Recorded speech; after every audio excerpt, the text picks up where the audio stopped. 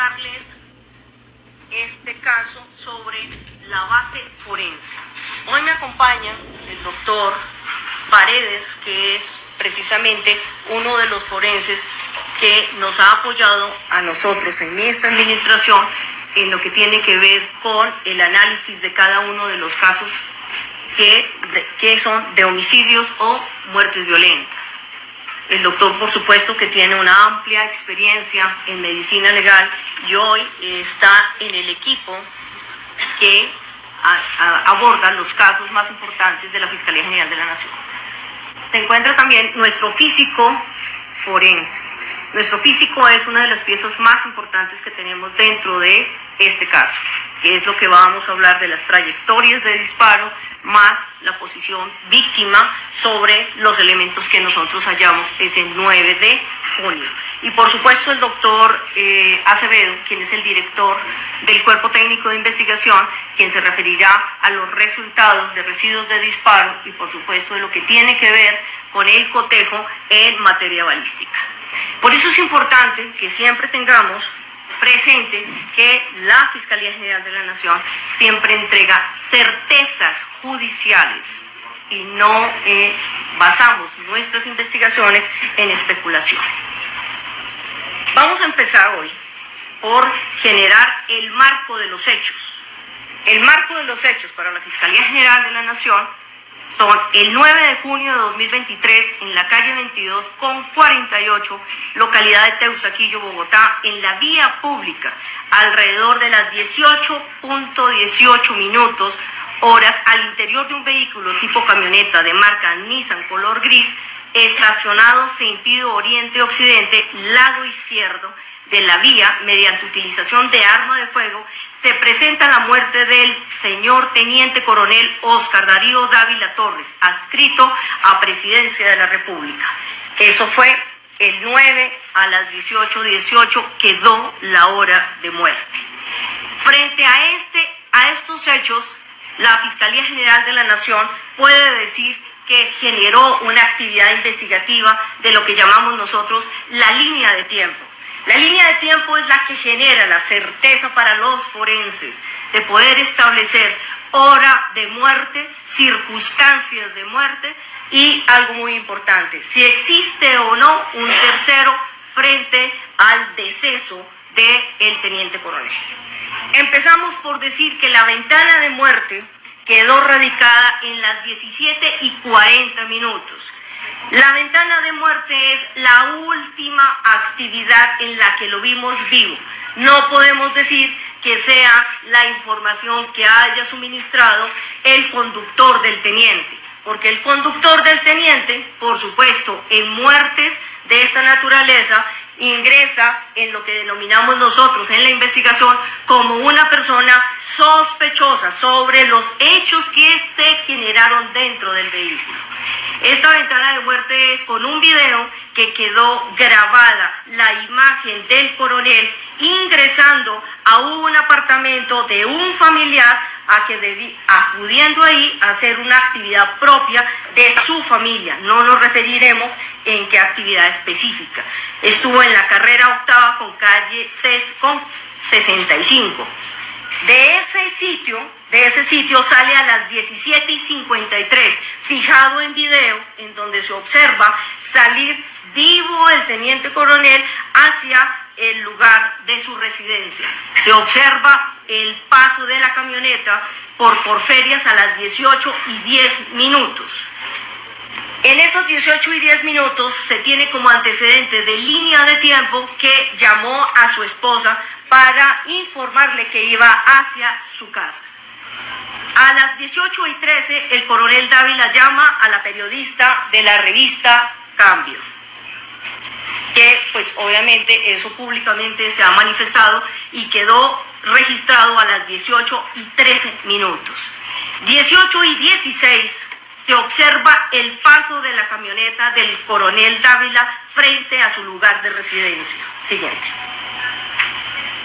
18:16 minutos, la camioneta se estaciona en su lugar de disposición final. Es en el lugar donde la Fiscalía General de la Nación aborda el caso con sus expertos. 18:16, el conductor se baja de la camioneta hacia una tienda y se observa en un video que el conductor está haciendo la compra de una soda que previamente le había manifestado el coronel que lo hiciera. 18 y 16 se observa al conductor ingresar al supermercado. 18 y 18 se observa al conductor llegar al vehículo, abrir la puerta y momentos o instantes en que sucede eso, relata el conductor que el teniente coronel se dispara. Entenderán que esos son los hechos que relata el conductor que manifiesta haber observado al teniente coronel quitarse la vida. Por supuesto que a partir de ese momento podemos decir que la Fiscalía General de la Nación se reporta el deceso del teniente coronel y se conforma un equipo de 25 personas. Las 25 personas son las disciplinas que me pueden determinar a mí poder corroborar la hipótesis o descartar la hipótesis que él se suicidó. Entenderán que en nuestra actividad investigativa no podemos ir solamente con el testimonio del conductor. Entenderán que para esta actividad se requieren personas expertas en algunas actividades forenses como, primero, el médico forense del Instituto Colombiano del Instituto de Medicina Legal, quien abordó el cuerpo y realizó una necropsia con el protocolo, precisamente el protocolo de Minnesota. Ese protocolo permite establecer que ninguno de los espacios del cuerpo haya tenido una situación distinta a la del disparo, es decir, que no fue golpeado, que no se realizó ninguna actividad en vida del teniente coronel que se pudiera determinar que previamente a su muerte hubiera existido alguna situación que pudiéramos indicar que existía un tercero que hubiera podido golpear o infligirle algunas situaciones al teniente coronel en vida.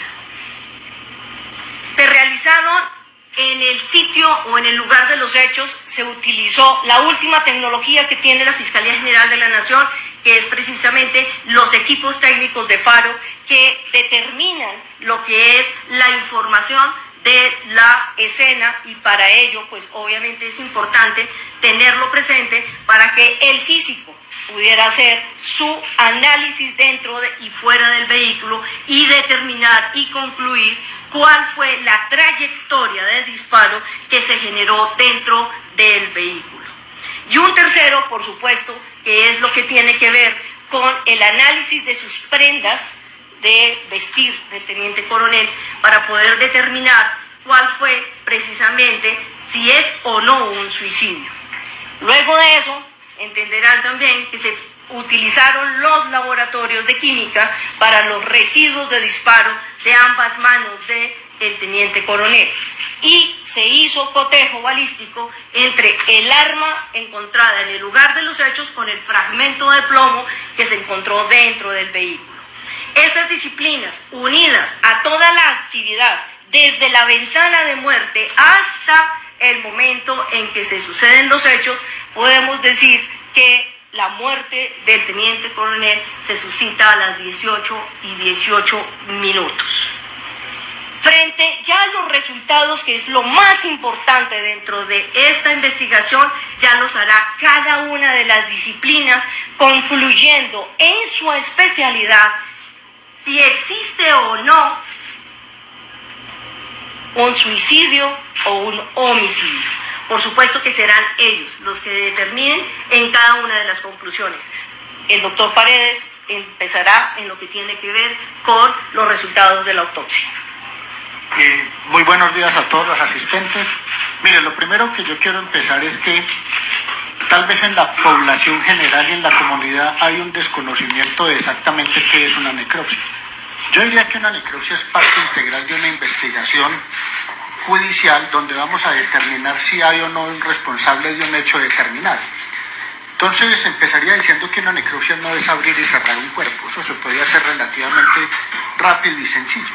Una necropsia es contextualizar los hallazgos de un cuerpo, las lesiones que tiene, las características que tienen los órganos, los antecedentes de la persona y adicional a eso los estudios toxicológicos que se pudieran derivar para poder establecer de una forma certera todo lo concerniente con esa persona. Porque lo pudiera uno decir de una forma que tal vez es la última consulta, por decirlo de alguna forma, que va a tener un cuerpo con una persona que está dedicada a la ciencia, en este caso a las ciencias forenses. Entonces, es ahí la razón por qué un informe de necropsia, pues es difícil que salga en forma inmediata, en el mismo día o al otro día, porque hay que hacer unos estudios complementarios para poder hacer una contextualización adecuada del caso, como se hizo en este caso. En este caso participó un grupo multidisciplinario en el Instituto de Medicina Legal, conformado por 3 patólogos, 3 balísticos, 3 toxicólogos y 2 biólogos, para poder tener certeza de qué fue lo que pasó. Como lo dijo la doctora Mancera, adicional se hizo el protocolo de Minnesota, que es una búsqueda exhaustiva en el cuerpo de posibles evidencias relacionadas de riña, de lucha, de condiciones extrañas que hubiera podido tener una persona. Y eso queda plasmado en un informe de necropsia, en un informe escrito, que adicional se acompaña de más de 90 fotografías de detalle mostrando los hallazgos normales y anormales del cuerpo. Una vez hecho todo lo anterior y contextualizando este caso con todos los elementos que obran en la investigación, es que el forense pues obviamente se va a pronunciar.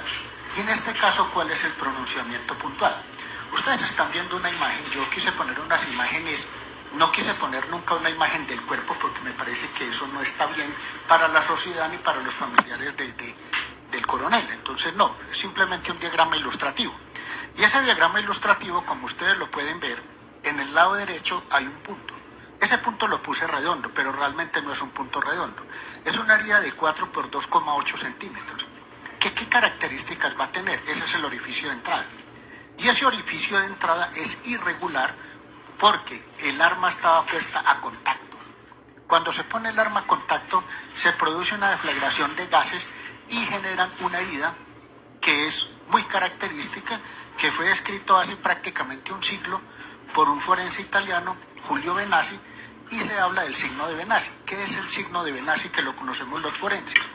Son residuos de pólvora combustionada, le decimos ahumamiento, en la parte externa del cráneo, pero no solo en la parte externa del cráneo, sino también en los tejidos blandos que están debajo del cuero cabelludo y alrededor de la herida del cuero cabelludo.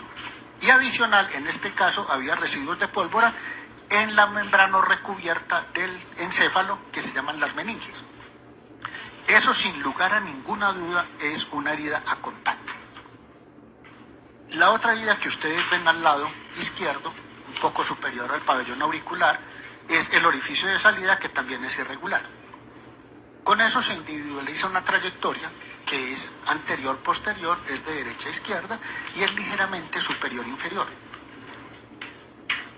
Con eso hablamos de un orificio de entrada, un orificio de salida, que causa unas graves lesiones en el interior de la cavidad craneana con una gran fractura y obviamente unas lesiones cerebrales muy características.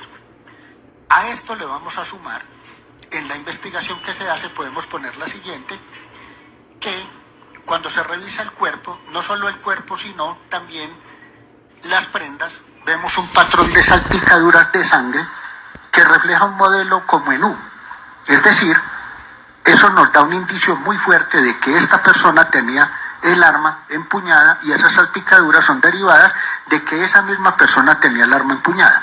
Y obviamente esto también se observa en el puño de la camisa, en la mano, en la zona derecha, en la zona dorsal. Adicional a esto, este cuerpo no tenía ningún signo de riña, lucha, sujeción o indefensión. Lo que sí nos llamó la atención es que se detectó que esta persona estaba tomando alprazolam. ¿Y el alprazolam qué es? Es un medicamento derivado de los benzodiazepinas que tiene un efecto principalmente ansiolítico. O sea, esta persona pues estaba tomando este medicamento, seguramente por el cuadro de ansiedad y seguramente que ayuda también a dormir un poco, pues a conciliar mejor el sueño. Entonces, pues uno desde el punto de vista forense pudiera decir que esta persona estaba expuesta a un estrés importante. La conclusión entonces que uno puede llegar como forense sin ninguna duda, yo diría que este es un caso típico de una lesión a contacto con todas las características propias de un suicidio. Desde el punto de vista médico-legal, entonces nosotros llegamos a la conclusión, manera médico-legal, suicidio. Ya él se determinará exactamente si es un suicidio o no con los otros medios sobrantes en el proceso, que es lo que van a hacer los compañeros que me van a seguir, pero desde el punto de vista forense creo que es un caso muy claro. Entonces damos paso a nuestro físico, quien ya rodeará el complemento del análisis que se hizo del cuerpo del teniente coronel. Adelante, doctor. Buenos días. Lo primero que quiero manifestar es que una trayectoria es el lugar geométrico de las posiciones sucesivas por donde pasa un cuerpo. Desde ese punto de vista, en el lugar de los hechos tenemos diagramado, como usted observa ahí, el registro del lugar.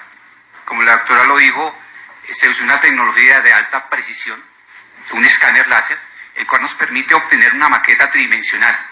Desde ese punto de vista, entonces, encontramos una maqueta tridimensional del lugar de los hechos, donde observamos la posición final de donde se encuentra una camioneta.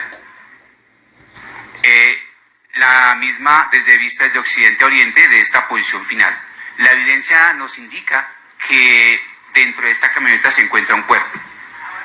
Documentado la parte externa e interna de la camioneta y entendido lo que es una trayectoria, empezamos a documentar la parte interna del vehículo. La imagen que se está observando es una vista inferior-superior del techo del vehículo. Podemos observar que lo que acabo de decir anteriormente, la trayectoria lo que indica es el lugar geométrico. El lugar geométrico, en este caso, tenemos el techo, de el paso sucesivo de un elemento, en este caso de un proyectil, que nos va a indicar el paso sucesivo de esa trayectoria en su movimiento. Entonces, a partir de ese escáner, obtenemos una maqueta igual, repito, tridimensional, donde podemos obtener con gran grado de certeza sus mediciones. Estos equipos nos arrojan que la parte de estadística es menor a 4 milímetros el error. Entonces tenemos una gran certeza y garantía de que la fijación en el lugar de los hechos, la fijación de los oquedades, no sino el orificio de entrada, el paso del proyectil por el perfil que se observa, es de un único proyectil a partir de la evidencia. Entonces encontramos ahí, podemos observar de la imagen de derecha a izquierda, con respecto a ustedes, por donde entra el orificio, pasa, hace una deformación en el perfil del vehículo, del techo. Posteriormente hay una superficie cóncava que me indica que la trayectoria regresa e ingresa nuevamente al vehículo. Esas medidas que son tomadas, calculamos el ángulo y posteriormente con ese ángulo podemos hacer una correlación entre la evidencia física documentada en el lugar de los hechos, en el vehículo, junto con una necropsia del informe pericial de necropsia. Ese informe pericial de necropsia vamos a hacer la correlación de la trayectoria anatómica con relación a las evidencias físicas documentadas en el vehículo. La anterior, por favor. Esta imagen es una vista en planta de la posición relativa aproximada de la persona dentro del vehículo con la trayectoria ilustrada, vista, repito, en planta.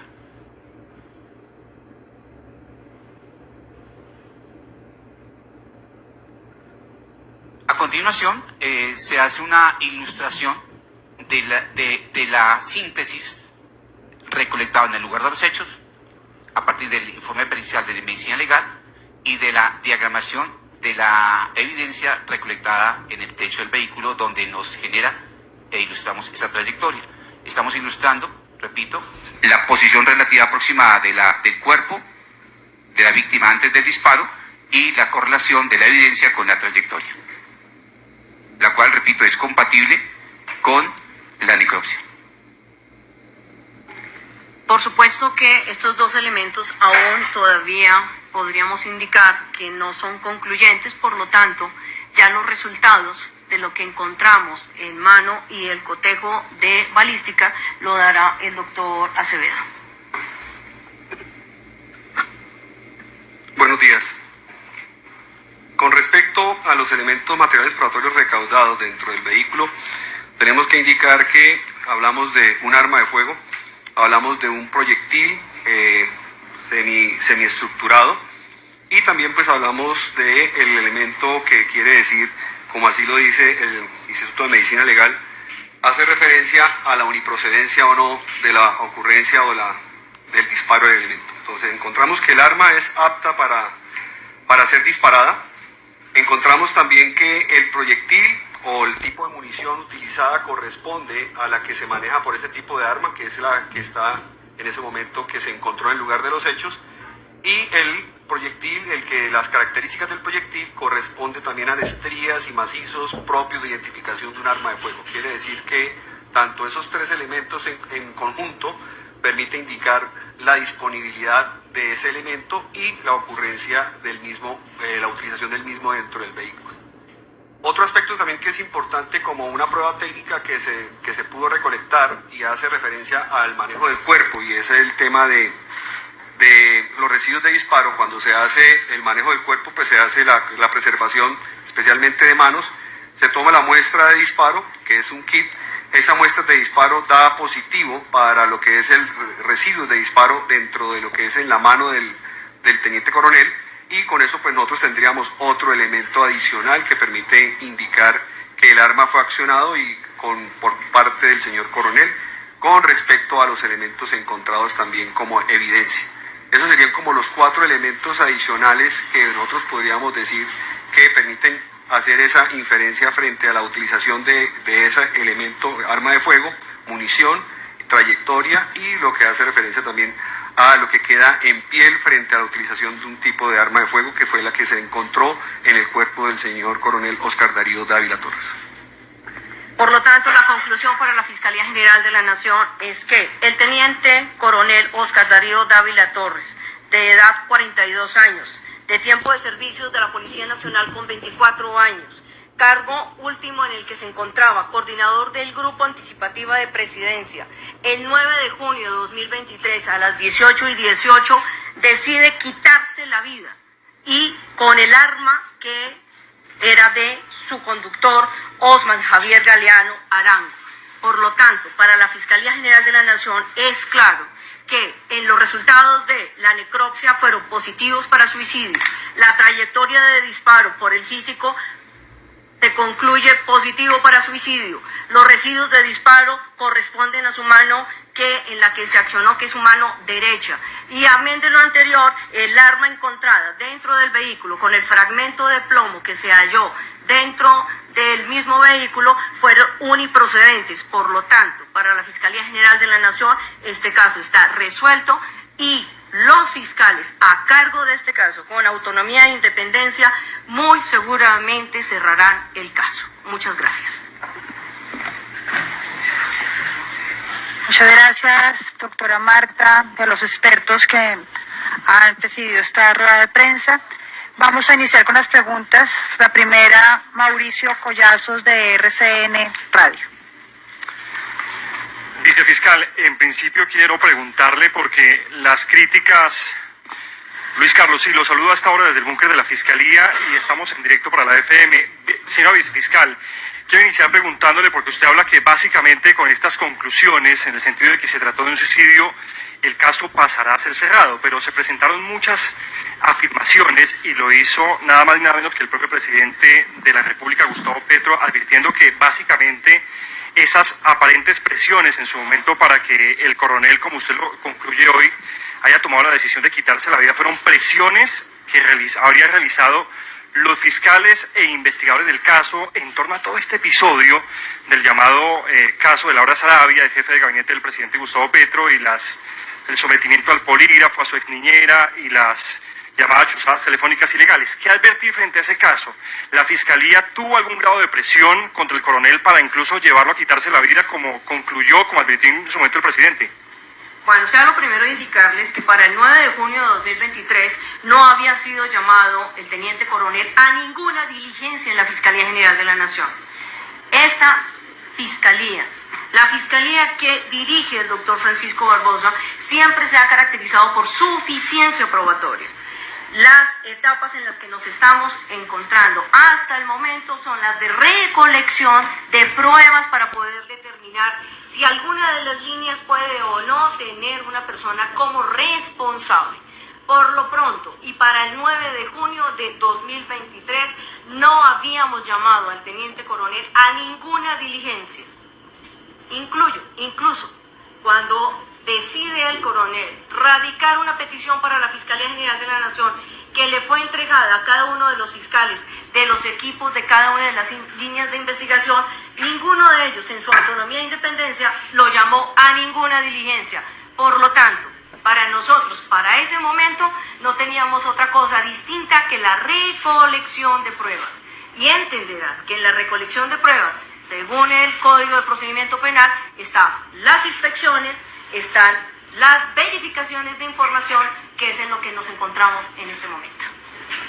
Continuamos con la segunda pregunta, Florencio Sánchez de Focus Noticias. Buenos días, Mancera, buenos días a los demás funcionarios de la Fiscalía de Medicina Legal.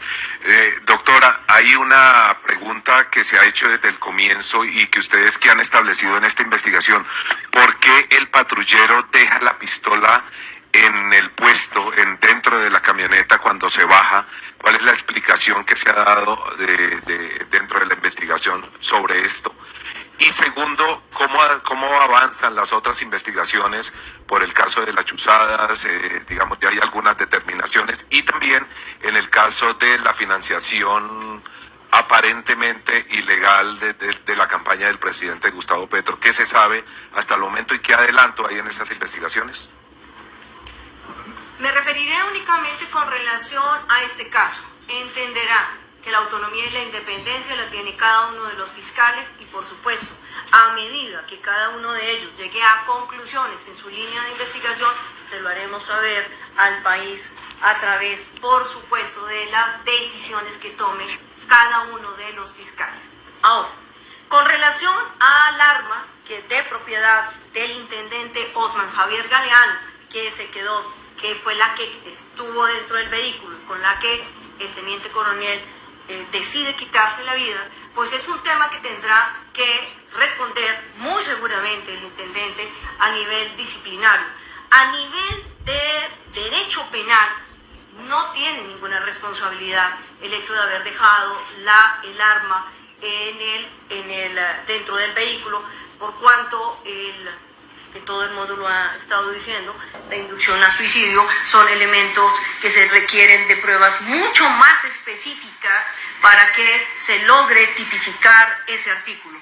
Por lo pronto, muy seguramente, vuelvo y le repito, será a nivel disciplinario que deba responder. Por lo pronto, a nivel penal no responderán, por cuanto no se tienen las pruebas para poder indicar de que con eso él estaba induciendo al suicidio al teniente coronel.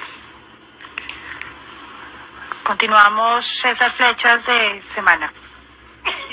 Gracias, buenos días. Estamos en directo para Semana, señora vicefiscal, doctora Acevedo, a los funcionarios de Medicina Legal también muy buenos días. Dos dudas principalmente sobre este caso, señora vicefiscal. Al conductor que dejó el arma, como lo han señalado ustedes muy bien, ¿se le hizo alguna prueba de absorción atómica? Es decir, que él haya disparado de alguna manera un arma durante la las horas o los minutos antes de ocurrido este caso. Lo mismo, dentro del vehículo se encontraron rastros de pólvora, digamos, se hizo una inspección, no sé si ahí se le dirá también absorción atómica, pero bueno, no sé, pero si se encontraron ahí algunos rastros de pólvora. Eso por un lado de la escena de los hechos. Posteriormente quisiera saber si, creo que en medicina legal le llaman así, me perdona si me equivoco, esto de una autopsia psicológica, ¿se hizo o no se hizo esto en este caso que ayude de alguna manera a determinar cuál fue la causa, la motivación para que el coronel Dávila se quitara la vida? Bueno, tenemos que empezar a trabajar por el tema del conductor. Muchos han dicho por qué se demora tanto la Fiscalía General de la Nación. En esta administración, en la del doctor Francisco Barbosa, si no hay certeza, no salimos con ningún resultado. En este momento nosotros lo que podemos decir es que a nivel forense, estamos hablando con pruebas de certeza, el teniente coronel se quitó la vida. Con el arma del intendente, sí. Si me dice si nosotros recogimos evidencia del intendente, por supuesto, pero tenemos un pequeño inconveniente que se llama transferencia de evidencia. Es que una vez el teniente coronel se dispara, el conductor o el intendente, por supuesto, para establecer signos vitales, lo toca y al hacer contacto sus manos con el cuerpo, muy seguramente su análisis puede ser que pase en un negativo a positivo, pero eso no concluye que hubiera participado en el hecho. Lo que concluye es que tuvo contacto con el cuerpo y su mano se pudo haber contaminado. No ha salido todavía el resultado, pero tenemos la claridad, con suficiencia probatoria, que el teniente coronel decidió quitarse la vida. Primer punto. Autopsia psicológica. La autopsia psicológica es muy usual en suicidios, pero esa se usa cuando existen algunos elementos que no nos dejen muy claro el tema del suicidio. Y que, acuérdense que los homicidios muchas veces se arropan con suicidios. Pero en este caso, en el que tenemos abundante evidencia de video, en donde podemos tener la claridad de 3 expertos o de expertos dentro del caso, la autopsia psicológica no se hace necesaria.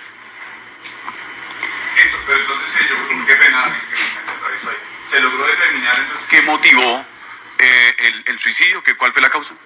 La motivación del suicidio puede ser por diversas circunstancias y recuerden que eso es en el conocimiento de la voluntad de la persona que toma la decisión y obviamente hasta allá no tenemos ningún elemento probatorio que podamos llegar a conocer cuáles fueron las causas emocionales y mentales en las que el teniente coronel tomó la decisión de quitarse la vida. Lo que concluye la Fiscalía para el derecho penal es que aquí no hubo sino un suicidio. Continuamos. Andrés González, de Caracol Radio. Señora vicefiscal, muy buenos días para usted, también para todos los asistentes al auditorio y quienes están en la mesa. Señora vicefiscal, dentro de la investigación y al tener como elemento de prueba el arma del escolta, ¿se ha contemplado la posibilidad del tipo de inducción o ayuda al suicidio? No, señor. Eso, para que pueda uno decir que hay una inducción al suicidio, debe ser a título de dolo. Y como siempre les he dicho, ¿qué es el dolo? El dolo es conocer y hacer. Y eso significaría que la inducción al suicidio es que permanentemente le esté diciendo que se suicide, que permanentemente lo esté hostigando para la realización de esa conducta. Y en la línea de tiempo de lo que nosotros vimos durante todo el día, que recogimos pasos desde muy temprano, es decir, desde la primera hora hasta el momento en que ocurren los hechos, no tenemos una situación distinta que la de haber tomado la decisión personal de quitarse la vida. la inducción al suicidio se requieren pruebas mucho más específicas de decirle a la persona y seguirle insistiendo que tome esa decisión. Por lo tanto, para este caso no existen pruebas que podamos decir que hay una inducción para el suicidio. Continuamos. Catalina Vargas, de Caracol Noticias. Vicefiscal, y a todas las personas de la mesa, muy buenos días. Teniendo en cuenta que usted dice que no hubo una inducción al suicidio, ¿se puede conocer qué contactos o qué llamadas tuvo el coronel Dávila ese día, justamente en horas de la mañana y también en horas de la tarde, aparte de la llamada que hizo con la periodista de la revista Cambio? ¿Se puede saber con quién más habló, con quién más tuvo contacto, si tuvo contacto con algún superior, si tuvo contacto con algún compañero de la policía ese día o minutos antes de su fallecimiento? Lo que se vio durante todo el día fue el desarrollo normal de las actividades del teniente coronel, por supuesto, y ustedes lo saben perfectamente porque ya hay un documento que llegó a la Fiscalía en la que indica que efectivamente ese día él tuvo en 2 oportunidades reunión con su equipo de defensa. Y esas reuniones, por supuesto, que también las abordamos para establecer si existía alguna circunstancia en el tema de lo que haya comentado, con el interés o no de quitarse la vida, que es un tema en el que indagó la Fiscalía durante el día en que ocurrieron los hechos. Por lo tanto, lo que podemos decir es que lo que generó antes de la ventana de muerte fue una situación muy regular. Él estuvo en el aeropuerto despidiendo a su señora madre y a sus familiares, estuvo en su casa almorzando, y por supuesto que estuvo en la oficina en sus actividades propias y en las 2 reuniones que tuvo con su equipo de defensa.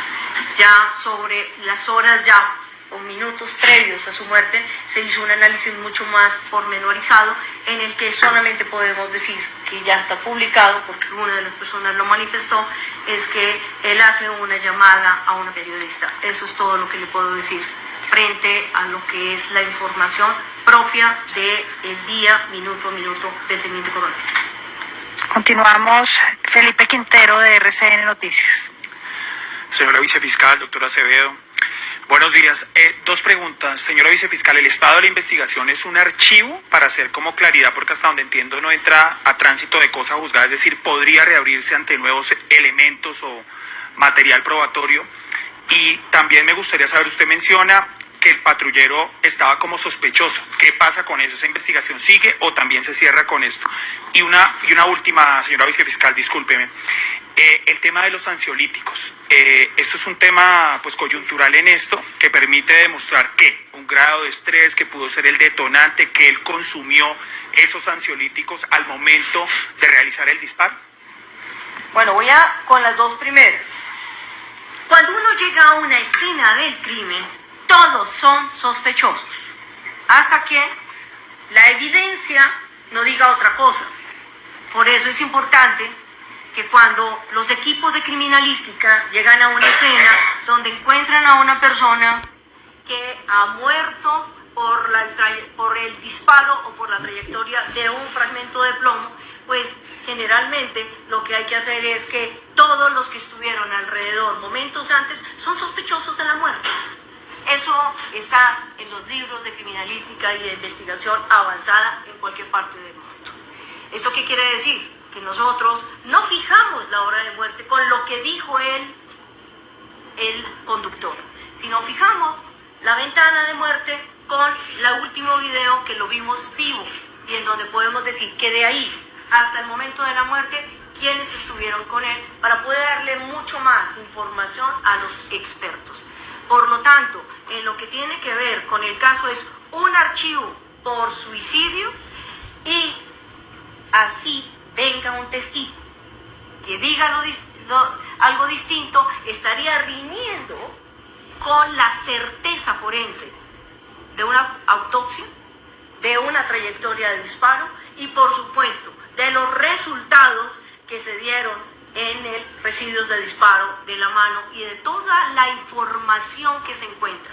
Recuerden, se trabajó mucho con los videos Y no existe ni antes ni durante que se hubiera bajado una persona distinta del conductor que se fue a hacer obviamente una actividad mandada por el teniente coronel, pero no existe ninguna otra persona dentro del vehículo y la acción de disparo quedó fijada claramente con los resultados del físico. Por lo tanto, así exista una persona que venga a decir algo contrario, tendría que tener un grado de probabilidad de lo que acabamos de nosotros mostrarles a ustedes, gráfica, en video y por supuesto de los resultados de los expertos en el laboratorio.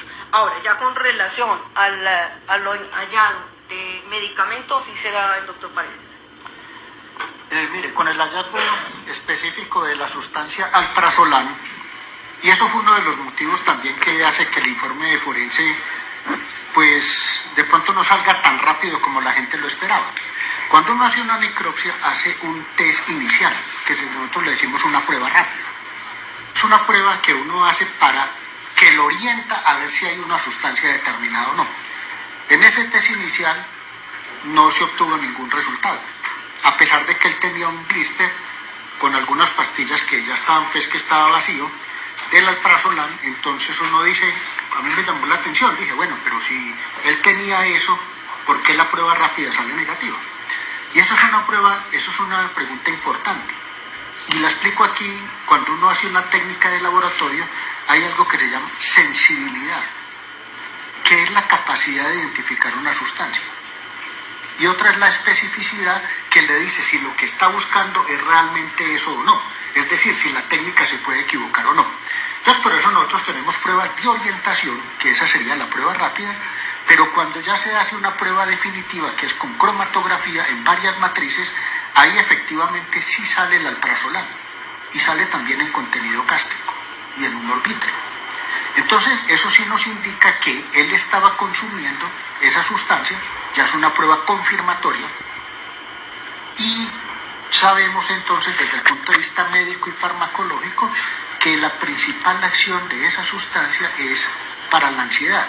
Es obvio entonces que pues, si la estaba tomando es porque pues, de sentido común tenía un cuadro de ansiedad importante. ¿Sabes por cuánto tiempo estuvo consumiendo ese medicamento?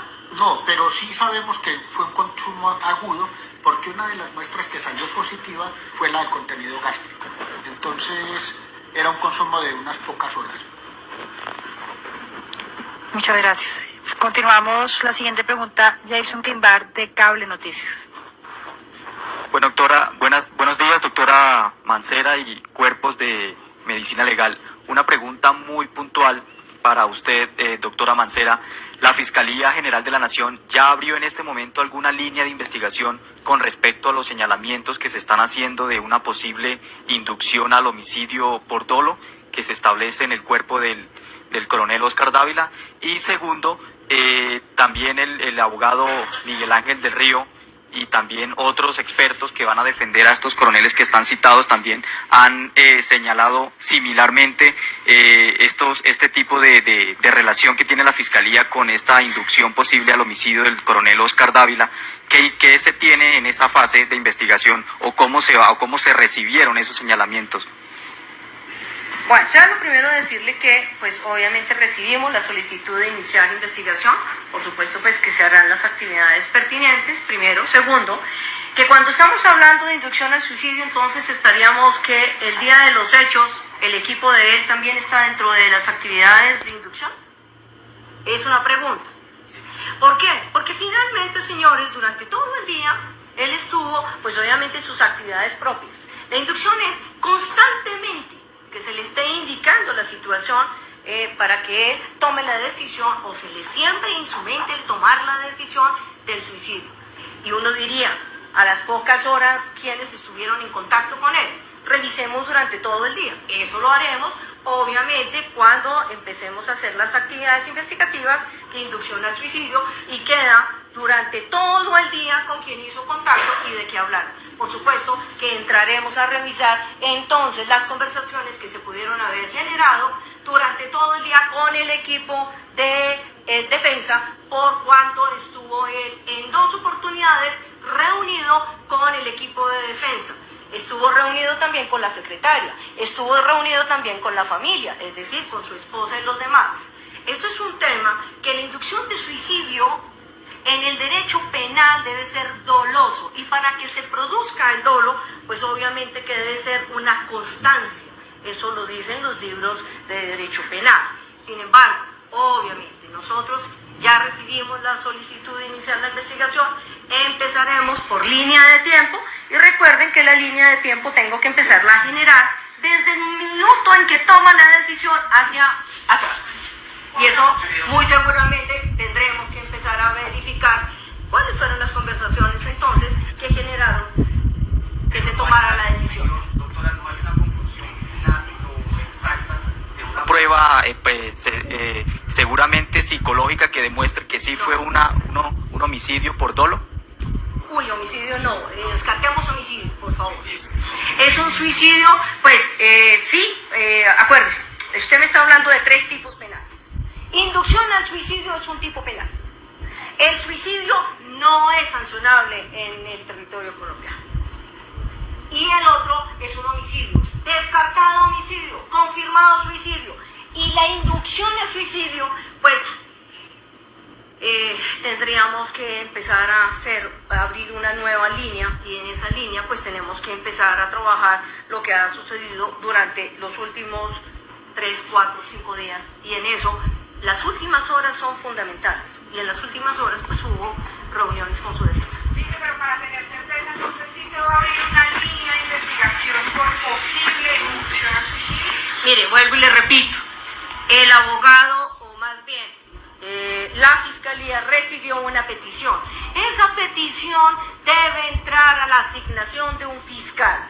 El fiscal, con autonomía e independencia, determinará, después de estudiar esto, si se amerita o no iniciar y continuar lo de inducción al suicidio. Esto es un tema que yo no puedo decirles hoy, en este momento, abrogarme la autonomía y la independencia del fiscal que le corresponde.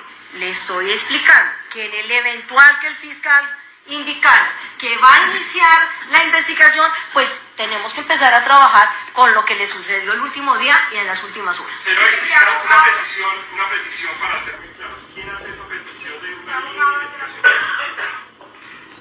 Alguien me había dicho que tengo entendido que fue el defensor doctor Miguel Ángel que lo ha solicitado. Vuelvo y le repito, no puedo tomar ninguna decisión en este momento hasta que no esté asignado y el fiscal a cargo del caso, con autonomía e independencia y análisis de toda la información que muy seguramente tendrá que aportársele a ese nuevo caso, tome la decisión que el derecho corresponda. Continuamos la siguiente pregunta, Laura Tobar, de Cuestión Pública. Buenos días a todos. Buenos días, vicefiscal. Mi pregunta es, ¿por qué la Fiscalía no se ha pronunciado específicamente frente a la versión que entrega el abogado Miguel Ángel del Río, que habla sobre una supuesta intimidación que habría recibido el coronel Dávila por parte de un agente del CTI? A ver, no nos vamos a referir a esa porque finalmente es una información que tengo entendido que ya ha solicitado el abogado del Río, que se abra una línea de investigación de esa naturaleza. El tema de la investigación en derecho penal, pues es una investigación que implica realizar actividades investigativas. Y las actividades investigativas es recoger pruebas. Y en la recolección de pruebas siempre se tendrá que preguntar el cuándo, el dónde, el cómo y el por qué. Son preguntas que no son de la Fiscalía General de la Nación, sino son de la actividad investigativa. El preguntar no puede generar que sea un tema que pueda verse como una situación de intimidación. Es lo natural dentro de una investigación, preguntar. Los investigadores resuelven los casos preguntando. Los forenses resuelven sus casos preguntando. Y esto es un tema de actividad investigativa. Por supuesto que estaremos prestos a iniciar la asignación de la información o de los hechos que están indicando que pueden constituir a un tema de intimidación. Pero la investigación en derecho penal siempre será sobre preguntas que siempre harán los investigadores y los forenses. Continuamos, Héctor Gómez, de Olímpica Estéreo. Muy buenos días a los panelistas, a los investigadores judiciales de la Fiscalía General de la Nación. Con base al dictamen médico forense y con los aportes físicos también forenses, pues la Fiscalía determina que el caso pues está cerrado. Cerrado porque pues con base en todas estas pruebas el suicidio pues ya lo confirman ustedes, pero dentro, digamos, de este proceso de investigación y de preguntas al escolta, al intendente, porque ¿quién no conoce más que el escolta, que el intendente a su protegido? ¿Cómo obra, cómo piensa, qué siente, cuáles son sus problemáticas? Y es un confidente. Dentro de este proceso de preguntas al intendente, no hubo un espacio de pronto que ustedes le hayan preguntado al intendente de poder persuadir al coronel de no tomar la fatal decisión.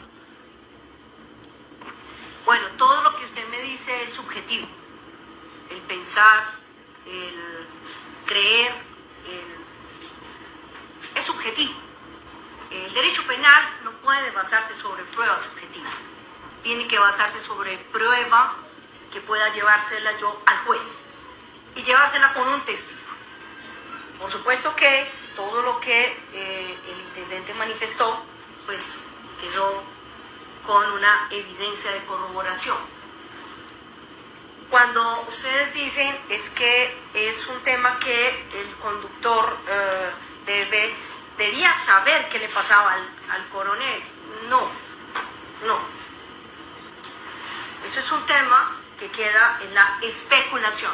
Por eso, la Fiscalía General de la Nación no especula.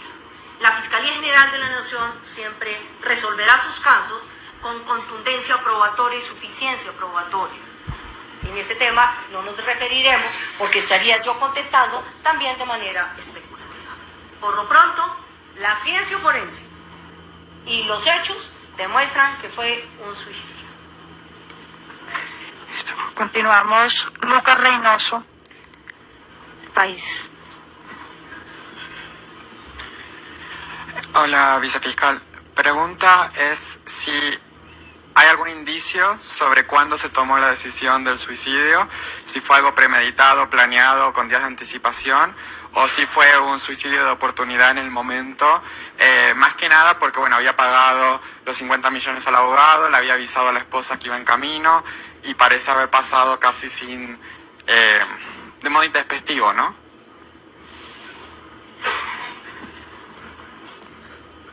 Yo lo que les puedo decir es que la muerte quedó a las 18:18.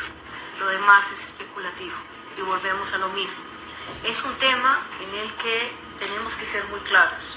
Si hubo o no una persona, un tercero que le quitó la vida al teniente coronel.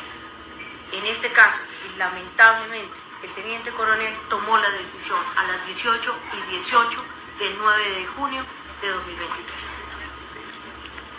Continuamos, Camilo Díaz, de Colprensa.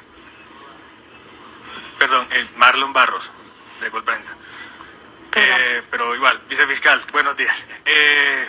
Se sabe que la muerte del coronel ocurrió luego de presentarle una solicitud a la Fiscalía de ser escuchado frente a otras líneas investigativas que ahora mismo lleva el ente investigador.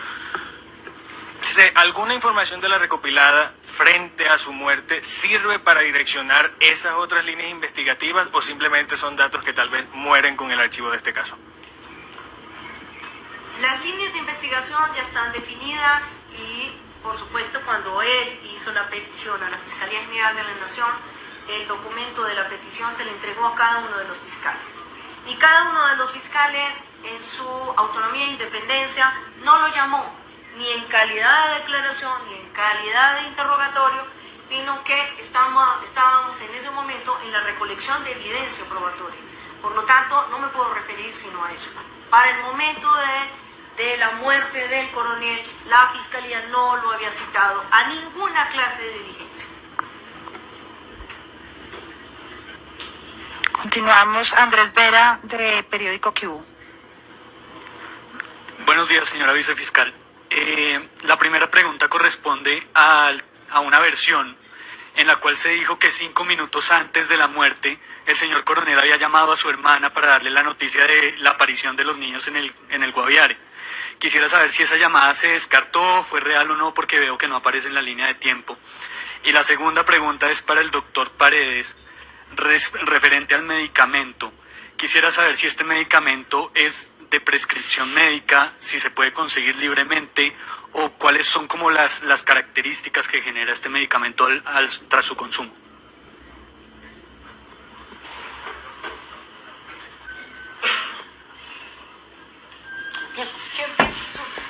Obviamente las benzodiazepinas son sustancias pues, que deben ser prescritas con fórmula médica. Entonces lo que yo tengo conocimiento es que el coronel, pues la esposa era odontóloga y creo que él tiene un círculo familiar cercano donde hay personas que están relacionadas con la salud y con la medicina. Entonces no, posiblemente por esa vía fue que pudo haber adquirido estos medicamentos, ¿no? Pero sí deben ser con prescripción.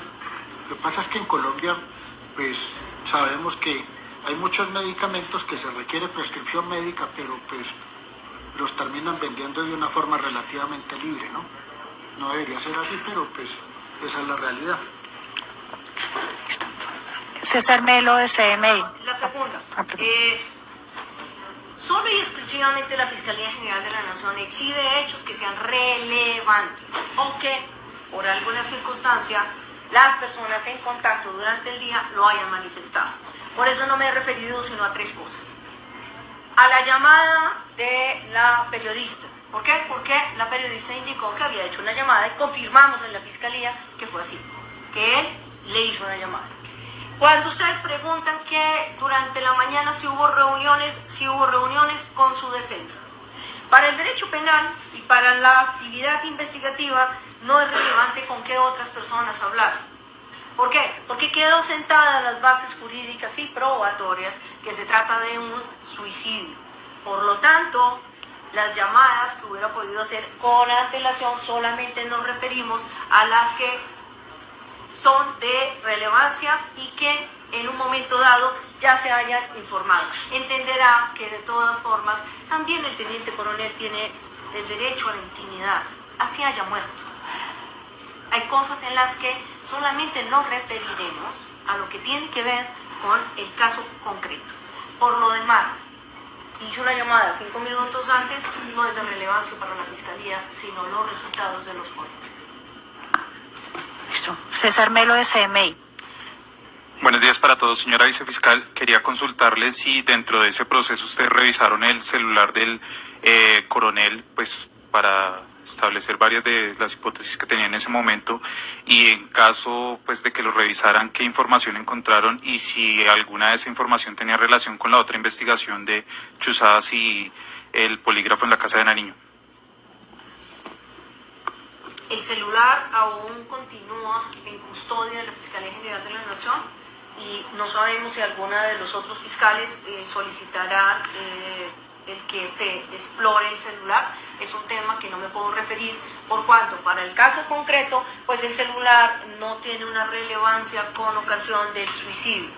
El celular está en custodia, está bajo cadena de custodia y muy seguramente alguno de los fiscales que tengan las otras líneas solicitará que ese equipo pase a las otras líneas. Por lo pronto y en este caso no es necesario. Es decir, no fue revisado en este caso por el suicidio puntualmente. O sea, está en custodia. Está en custodia. Jenny Angarita, de la W, y terminamos con Alexander Gómez, de Red Más Noticias. Vicefiscal, buenos días y buenos días para los expertos de medicina legal y para todos.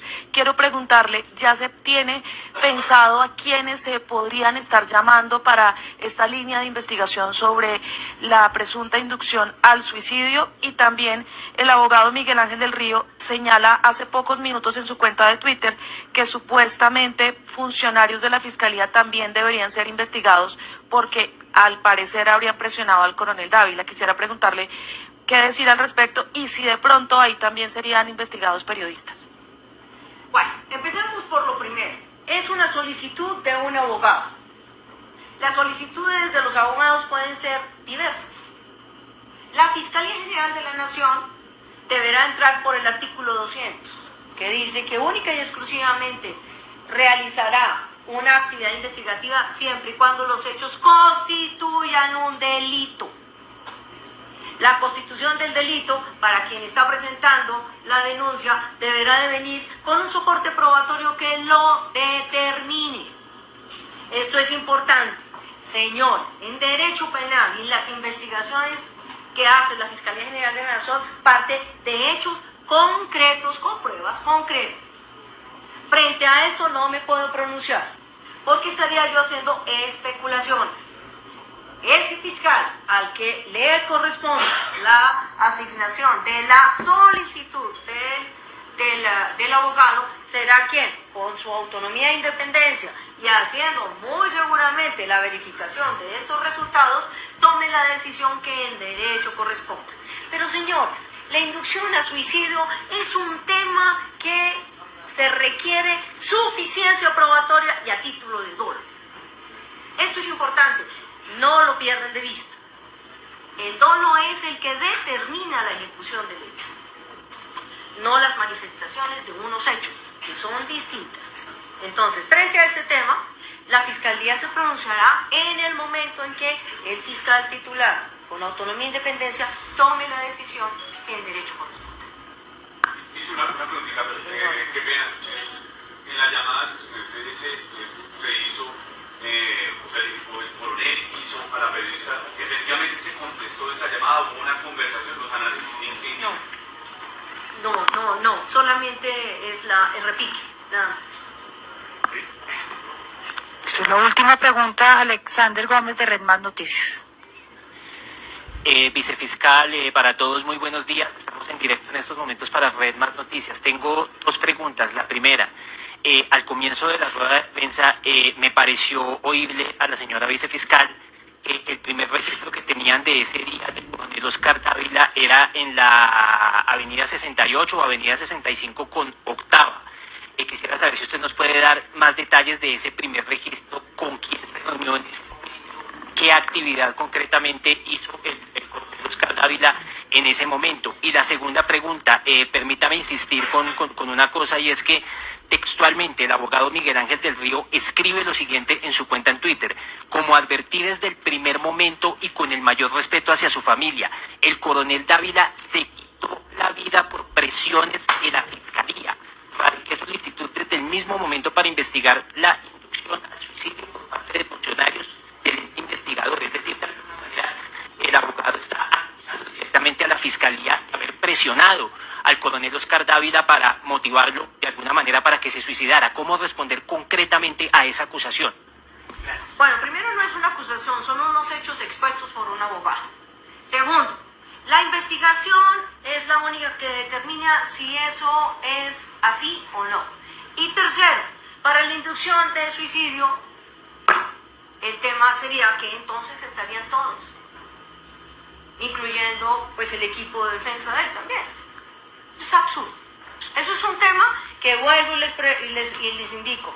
No me voy a referir. El absurdo es que cómo vamos a decir que se sostiene y se siembra en una persona el tema de que él se quite la vida cuando, señores, la Fiscalía General de la Nación nunca lo llamó ni a declarar ni en interrogatorio.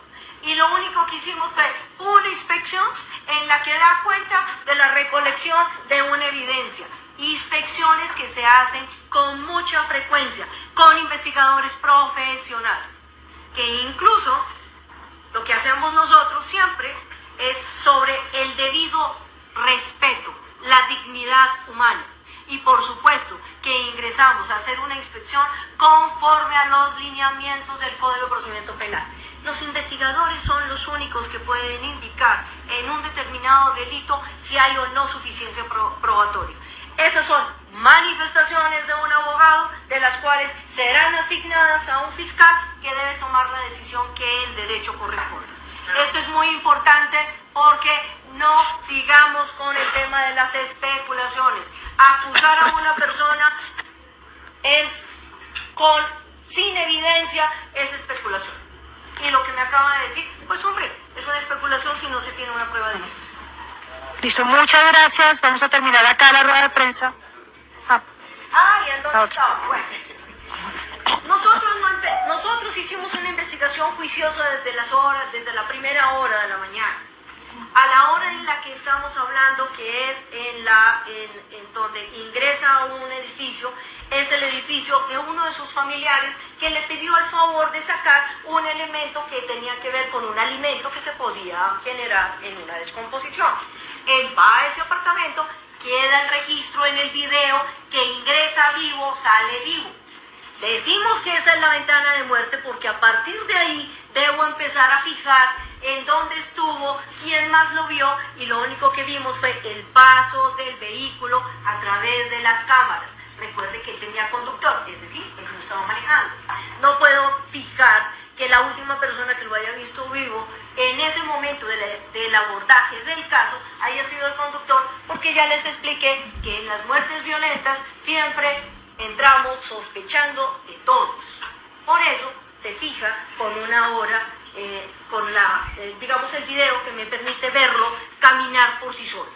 Importante en esto es que la suficiencia probatoria le dé la tranquilidad, no solamente a la familia, sino también a los colombianos, que el teniente coronel fue el que tomó la decisión de quitársela. La última, ahora sí, César Flechas de semana. La última, ahora sí, señora vicefiscal, qué pena. Una situación particular. El coronel dejó algo, normalmente el perfil de las personas que se suicidan, pues indica que dejan una nota, dejan un video, dejan algo que deje esa evidencia. En este caso, en el vehículo, en la vivienda, en las redes sociales o en algún escenario, el coronel dejó algo escrito, grabado, audio, que digamos que ayude a orientar esa hipótesis que ustedes llegaron a la del suicidio. Bueno, aquí me dice el doctor que eso en forense se llama recado póstumo. El recado póstumo. En este caso no tenemos ninguna información frente a ese tema. No encontramos nada en el vehículo, no encontramos nada en sus pertenencias en las que iban dentro del vehículo. Y por supuesto que si hay esa información, pues seguramente la persona que lo tenga lo aportará. Si lo hay, vuelvo y le repito, en la evidencia que hemos recogido, no. Y por supuesto que el tema del recado póstumo para la Fiscalía en este momento, pues para la línea de la investigación del suicidio, pues no lo tenemos presente porque tenemos ya la confirmación por los forenses. Muchas gracias. Muchas gracias. Señores periodistas. Muchas gracias.